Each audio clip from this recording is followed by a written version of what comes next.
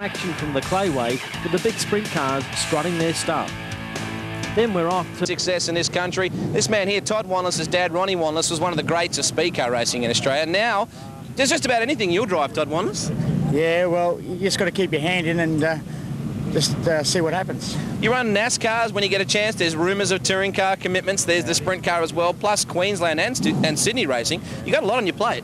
Yeah, well, definitely sprint car racing is Australia's best kept secret, and it's very good to keep your reactions right and just keep you dialed in. But obviously, everybody knows I want to go touring car racing, and I had a few runs in a NASCAR and maybe a few more during the end of the year. Are there principles in sprint car racing that will help you in other forms of racing? Yeah, it's unbelievable for your reactions and for racing and for racecraft. It's just the best training ground I think there is. I think everybody should at least, all the touring car drivers and all the road racing guys all should have a go in a sprint car because it's definitely a good training ground. Well, fitness in sprint car racing is vital because it's just such a physical sport. Skip Jackson, I know you're not a man who likes to make excuses, but you're not feeling 100% at the moment. No, last week I had a week off because I had a bit of bronchitis, so we're back this week and we'll see how we go. What was it like sitting in bed knowing that the races were on? That must have been killing you. It didn't make any difference. It couldn't be there, so it doesn't matter. No choice. Mate, it's great to have you back. Congratulations. World Series twice and now Knoxville Track Championship. What a 2 years it's been. It's been pretty good. Yeah. We just hope we can keep momentum up. We've got a great team around us this year. Skilled, Pennzoil and my brother Paul, he's done a great job of getting everything organised, so we'll just see how it all turns out. While you've been stateside, Robbie Farr has been carving his name in the tree of success here. I guess you know what type of a competitor he is. He's a great racer and there's a lot of other great racers here tonight, and we've just got to give it our best shot against every one of them. We've been really looking forward to this. I think tonight's the night to come back for opening night with the Shell Helix sprint car, and looking really forward to it. I've had my butt kicked for the last 8 months in America, and it's a pretty hard thing to take. But this is a payback to the guys on my crew who've done all the work this year whilst I've been a glamorous race car driver living the easy life. So I'm looking forward to it. I think we're going to have a good crowd here tonight. We've got a lot of good cars here, and I guess I'm back to keep Robert Farr in order. And it's going to be a tough night. Skip's here, so I know he's had a good year in America, so I'm just really looking forward to it. Well, there's no way, Robbie Farr, we could say the last few weeks have been easy for you by any means, but I think the temperature just got a little hotter tonight. Max, Skip and Brooke, that's quite a trifecta to take on, and you're the main man at the moment. Yeah, we've had a good run this year, but as you say, they're all back tonight, so we're going to have to step it up another notch. Do you change your intensity at all? I mean, I don't imagine that you're ever running anything less than 100%, so is there any change of plan? No, not really. I think we've been doing a pretty good job. I think car's been good every week. We just got to... There's always room for improvement with the car, so if we want to get it right, we want to get it right tonight, that's for sure. What do you do in your race day routine, Robbie? You got any special way you like to spend the day? Sleep. No, we normally work on the car in the morning till about, early afternoon, go home, have a bit of a kip, and then just sort of come out here and do what finish the car off and just sort of, I like to keep myself a bit during the day. Well, it's good to see Louise Jenner after, 4 or 5 race meetings now. You're still here, you still look like you're having a good time. We spoke to you before your first show, you said you were nervous. How are you now after your 4th? I'm still nervous, but I'm a bit more comfortable with the other cars. But it's still hard out there, like. Must be very daunting when the quicker guys come around for the second time. I mean, I feel for you. I look down and think, wow, what do you do? Well, the first time I screamed. No one could hear me, but I screamed. But now I'm getting more used to it, and I don't jump or I just keep going. And has your objective changed? What's your plan now? Well, last week it was to not get lapped and make the B main, and I still got lapped only at the last lap, but I made the B main, so I want to try and make it again tonight.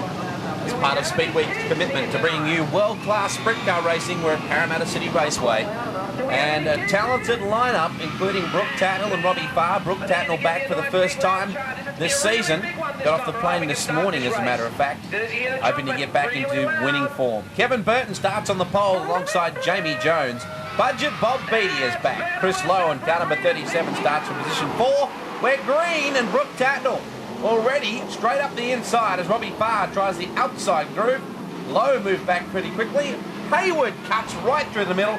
We're joined in commentary by JJ Manif, a man who probably should have been driving these cars himself, but is busy studying at the moment. JJ, welcome to the coverage. Thanks, Wade. It's nice to be back. University exams this week, so we'll try and give you a hand here. Hope you're cramming. Out of turn number 2 into 3.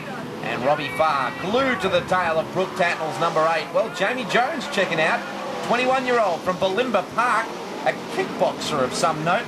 And with these cars being so physical, I get the feeling that any training that Jamie Jones does in kickboxing will help him in this race cars. Oh, that's definite, Wade, because, you know, it's what you don't see sitting on the hill or sitting here watching on TV is how physical it is to drive one of these cars. A lot of people think you can just sit down and drive around, but especially in the feature races when it goes green for a lot of laps together, being physically fit definitely helps you. And being a pretty good kickboxer means that no one gives you grief if you happen to run into him. So, JJ, stay out of his way if you get a chance. He's only little, but he's got a big heart. Down the back straight away, Brooke Tatnell. Pretty happy to be back at Parramatta. A gruelling 7 months spent in the USA running with the Outlaws and the All-Stars. So you know he's going to be sharp right out of the box. There is Robbie Farr trying to go with him. Brad Heywood, the Fleet Wizard 46. Heywood, I think, one of the most underrated drivers in sprint car racing, JJ, and a difficult man to get past. Yeah, Brad knows how to drive a sprint car really well, and he can just run on that line every single lap. So he's tough to pass, but he's a good, clean racer. A former superbike rider of some note. I guess that's one of the reasons why he races so clean, because you start getting ragged on a superbike, you start going home without your skin. Into turn number 1 and 2 once more. Tatnell running the lower groove on Heywood. Back into turn 3, you can see Brooke trying to size up Heywood, but just keeping the car very nice. Out in front is the Bankstown 46. Here comes Robbie Farr. In the blink of an eye, he goes past Brooke Tatnell.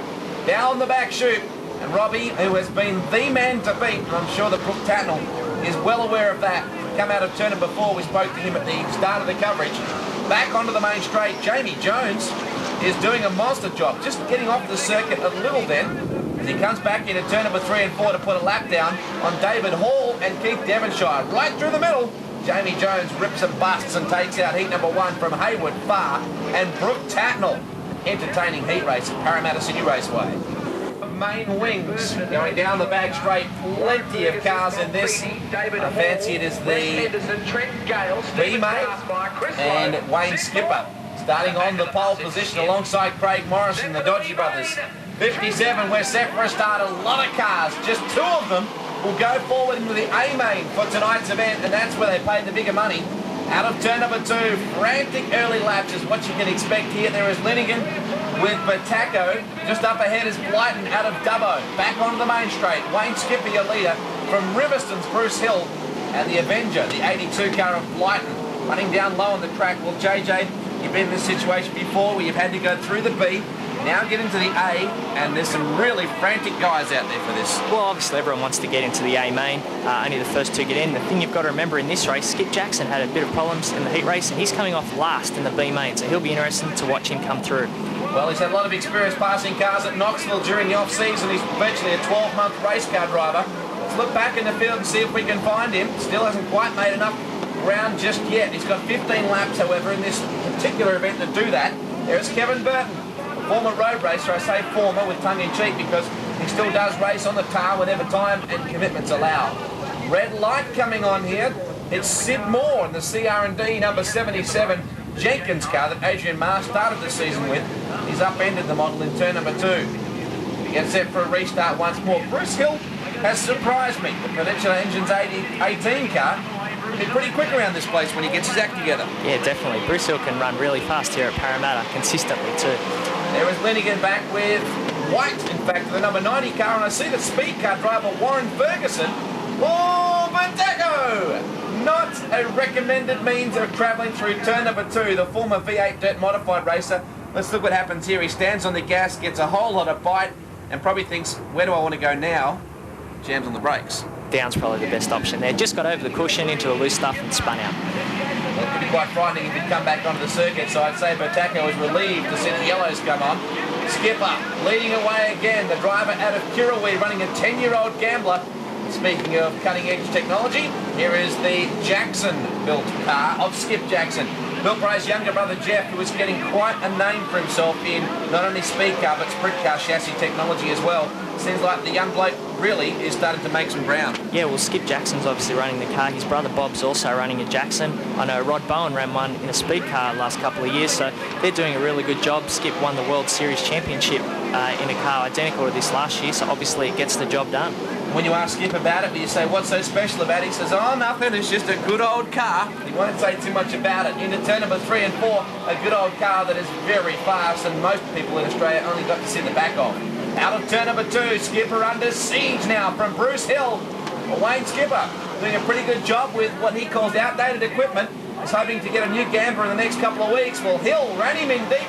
How much of a percentage does intimidation play in sprint car racing, JJ? Because Bruce really showed that he wanted that corner. Well, I think it can play a big part sometimes if you can run in under someone and they've just got to lift the throttle, their car slides up and all of a sudden you get through. So no one really wants to get upside down, so it's a fine line. Well, Skip Jackson is chasing at least second place in this event. And you never ever see Skip Jackson aim for second, but just at the moment that's his immediate goal because he must get into the top two in order to go off the back of the field in the A main tonight. And you can see at the moment that the bottom line is working very nicely for him. He's up behind the 82 of Blyton, blasted by him going into turn number 3. Blyton comes back at him. Good driving from the young fella from Dubbo. Up high out of turn number 4. I tell you what, it's giving Skip a real run for his money, but Jackson, a little too cool in a crisis, holds it down low. Do you use your brakes to hold the car down low like that in the turns? The way Skip's running the bottom there on the racetrack, he'd be rolling out of throttle and using the brake to keep the car straight in the middle of the corner. Also, you see sometimes Skip just touches the infield with the left front tyre. As what that does, it lays all the weight over on the right rear and can pin the car better coming off the corner.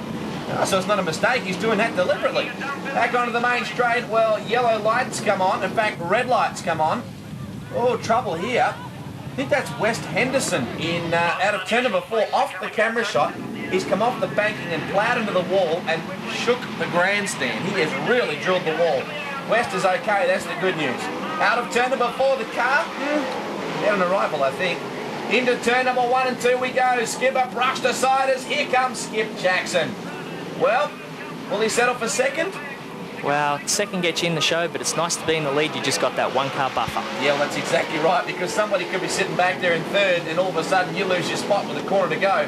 Hill is going to take some running down. Skip is quicker than him in some points, but I don't know whether Skip's entirely happy. He's come from the rear of the field. You know, he set some lofty goals for himself and his team. Crew chief Tim Moth Gleason's been pretty busy. They broke a differential in the first heat race, and now he's starting to come on, but this is an impressive drive from Bruce Hill. Yeah, it's a good drive. You know, to hold Skip Jackson out, even if he starts behind you, is a great effort. Lap starting to get by now as they come out of turn number 2. Hill running a little high, manages to just grab the cushion. Here comes Skip now on the inside. Hill is running a very clever line here because he's just pinching off the turn enough that Skip can't get that momentum run. Checkered flag is at the ready. Just a couple laps to go. Skip once more going up high above the cushion this time. Trying to get him. Well, lap car of Stephen Grassmeyer may play a part in this one. Hill, very crafty drive, should take out the B main, and he does from Skip Jackson just. Long way back to third. It'll be first reserve in the main. Skip. It'll be Wayne Skipper. Back to Kelly Linigan and Mark Blyton. So Riverston's Bruce Hill, victorious in the B main. One of the most prestigious events on the sprint car calendar in New South Wales is out, without question, the Sherwood Helix Gold Cup. It boasts an 11-year history. And you can see an excellent lineup, as is the norm for sprint car racing here at Parramatta City Raceway. 4 wide salute to the fans. I noticed that John Walsh is up the front of the order too in the number 20 car that he purchased from Freddie Raymer from last year, the J&J, alongside Trevor Shields. In car number 17, Bob Tunks starts from 3, Jamie Jones from 4, Brett Loadsman from 5, Peter Kraft back to Pino, Priolo and Darren Saillard.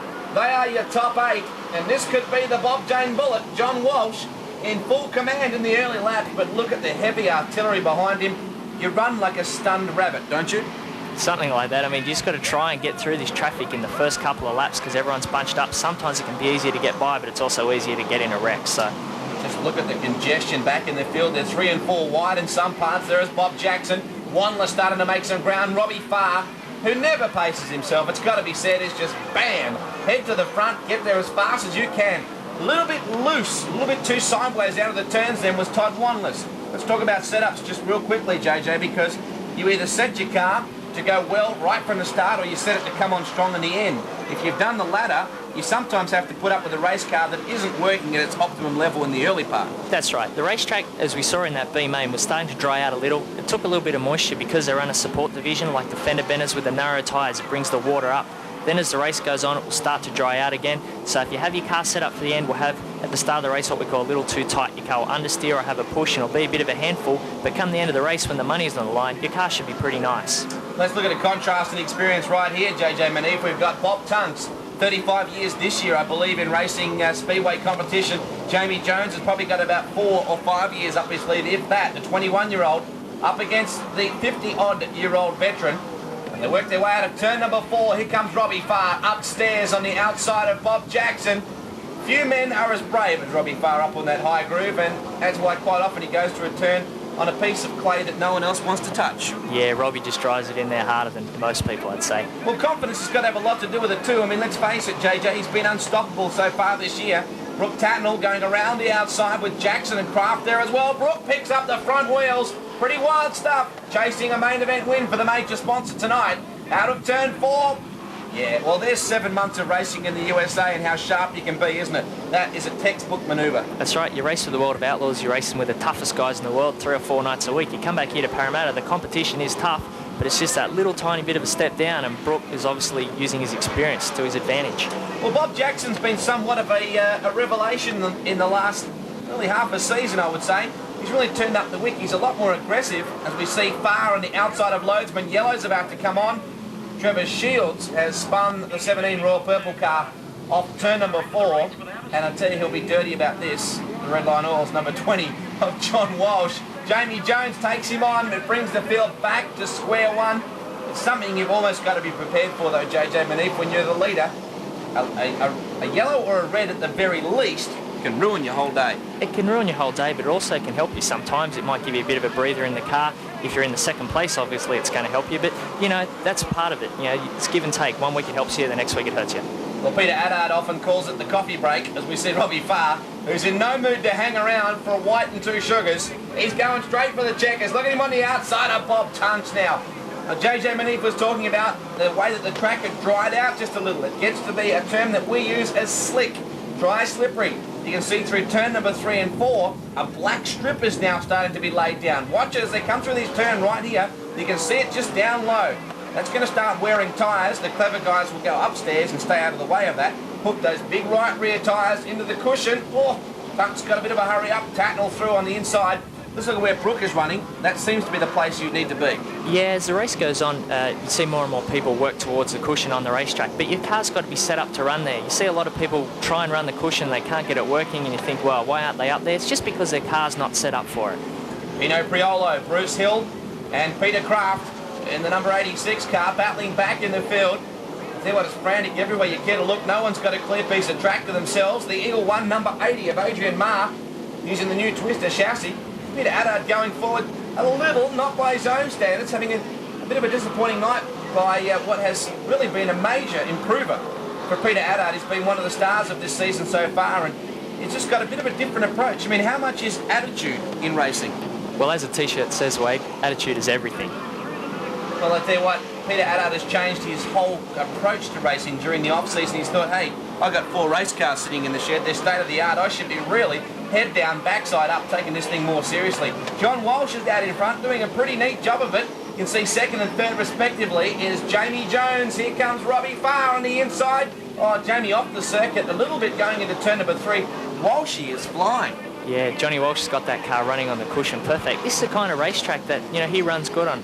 It's unfortunate that John Walsh hasn't been in a good car his whole career, because when the racetrack goes slick like this, he is just a class above most people. Brooke Tatnell, I saw the number 8 car starting to appear. Look at him dive back down low on Jamie Jones. Here's the man we're talking about. Now, having said that, we're talking about guys going upstairs and running the cushion. He's now switched to the bottom a little bit, so is he searching for a bit of moisture down low? Yeah, maybe he's just looking around on the racetrack to try and get the car running a little better than he had it. Now, you can't see what's good about the racetrack, you can feel it, is that right? Sometimes you can see is what happens, especially here at Parramatta, the way the lights are, especially off turn 4, the black, slick part of the racetrack will actually be very shiny, and the moist part of the racetrack will be actually wet. Now, look at this, valuable lesson right here for us, JJ. We just saw John Walsh come out of turn number 4 in the exact same part of the track you were talking about. The tyre started to buzz up, i.e. he started to smoke the tyre, lose traction, and these two got him in a heartbeat. Yeah, that's right. John Walsh, it would have felt like the car had stopped. The other guys are on the cushion and drove by him. Like it was tied to a tree for old Walsh. A lot of smoke now, I see. Just starting to come out of the left-hand side of Robbie Farr's car. Well, they've got their backup motor in this particular car for this weekend, saving the good one for the World Series trip. Hey, just at the moment, it's still pulling very nicely for a spare. It's running pretty good. I'm not sure whether it's smoke or actually steam weight, so maybe that motor's just getting a little hot.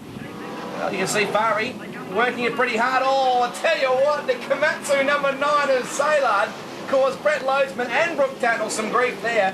Farr skips away again. Brooke Tatnell, a good place to look to see how a driver is handling their particular race cars. To look back near the left rear, you can generally see a red-hot frisbee-like process going on. That's usually the brake disc. I think you're right, JJ. I think it is steam.